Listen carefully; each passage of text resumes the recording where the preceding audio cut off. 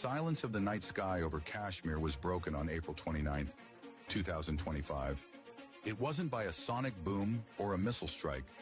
It was broken by something far more historic and far more consequential. It was broken by a signal, the unmistakable electronic signature of an engagement that would redefine not only the military balance of South Asia, but the global perception of technological supremacy in the skies. On that night, under the cloak of darkness and the weight of decades of hostility, the air forces of India and Pakistan faced off in what would become the first known direct engagement between India's French-made Dassault Rafales and Pakistan's Chinese-built J-10 CPs. And for the first time in the history of modern warfare, a Chinese-manufactured PL-15 air-to-air missile, long theorized, feared, and analyzed, was fired in active combat, not in a training range or a closed simulation, but in the real sky against a real Western adversary. The symbolic weight of that moment cannot be overstated. For years, Western defense analysts speculated about the PL-15. With its range exceeding 200 kilometers, active electronically scanned array AESA radar guidance, and two-way data link, the missile represented the cutting edge of Chinese aerospace engineering. But until that night, it had never been used in live combat. That moment, when a Pakistani J-10CP pilot locked onto an Indian Rafale and launched a PL-15, marked the beginning of something unprecedented. The first ever use of Chinese next-generation missile technology in a peer-to-peer engagement.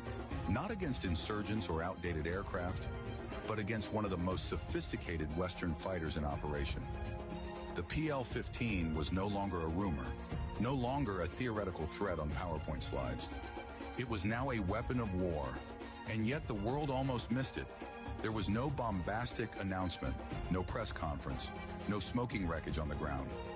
What unfolded was a quiet but powerful shift, a stealthy chess move in the sky, where strategy, software, and split-second decisions changed the future of air power. It began with an incursion alert, Indian surveillance picking up high-speed targets crossing into contested airspace over the Kashmir region. Within minutes, Rafales were scrambled from bases in Ambala and Hasimara. These aircraft, gleaming symbols of Western aeronautical dominance, were equipped with the Spectra electronic warfare suite, Thales RBE-2 ASA radar, and the Meteor missile, until now considered the most lethal long-range air-to-air weapon in the region. The Indian pilots flew with confidence, experience, and perhaps an expectation of overwhelming superiority. But they weren't alone in the sky. Awaiting them on the Pakistani side were multiple J-10 CPs, the most advanced frontline fighters in Pakistan's inventory. Built by China's Chengdu Aerospace Corporation, these aircraft had been upgraded to match and exceed many of the capabilities found in Western 4.5 generation fighters. But what truly made the J-10CP a threat that night wasn't its engine or its airframe. It was the digital ecosystem behind it.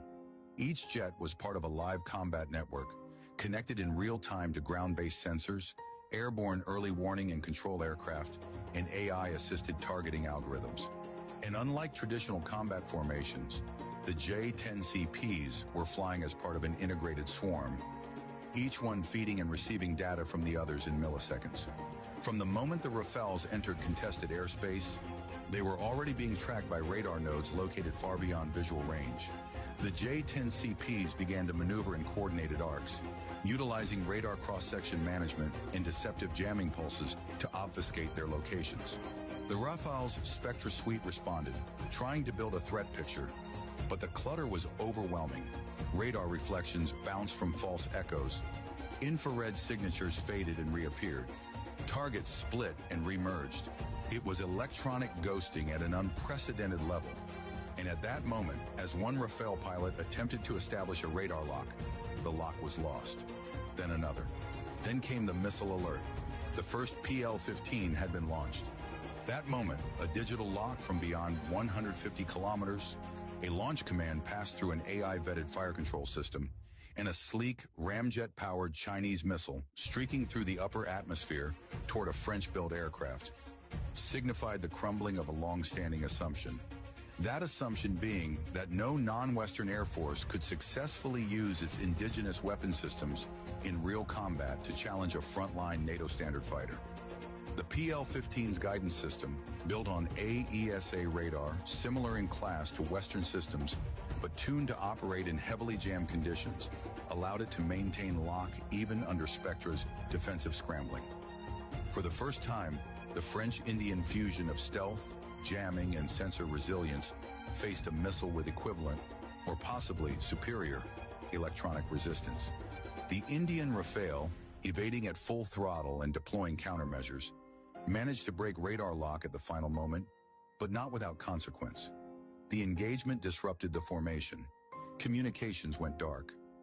Indian pilots reported scrambled data links, delayed targeting information, and overlapping threat indicators.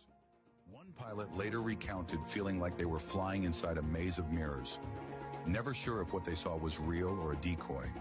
The Rafales were forced to disengage, unable to effectively return fire. Their Meteor missiles operating in a heavily jammed environment failed to achieve lock before safe engagement range.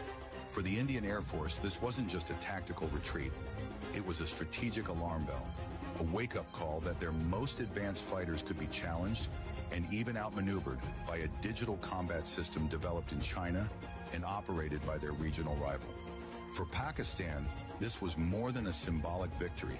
It was a demonstration to their adversaries, allies, and global observers that they now possess the capability to challenge superior platforms using battlefield integration, electronic warfare, and next-gen missile technology. And for China, it was a moment of profound strategic validation. The PL-15, which had been touted for years as a rival to the Meteor and AIM-120D, had now tasted real combat. Even in a limited capacity, even without a kill, the message was clear. Chinese missile systems had arrived on the global stage, not as cheap alternatives, but as competitive instruments of high-end air warfare. In a single missile launch, Beijing had shattered decades of skepticism surrounding its aerospace claims. Around the world, military planners took note. From Washington to Paris, from Tokyo to Canberra, defense circles began urgently reassessing the threat posed by Chinese origin systems, not just in Chinese hands, but in the hands of their strategic partners. Nations operating U.S. or European aircraft now faced a sobering question. Could their platforms hold the line against next-generation Chinese missiles deployed by adversaries in complex electronic warfare environments? Could traditional dogfighting doctrines survive in a battle space where the kill chain is completed at 150 kilometers by software? This wasn't just about a missile. This was about the collapse of the Western monopoly on electronic warfare supremacy. The idea that only NATO standard when the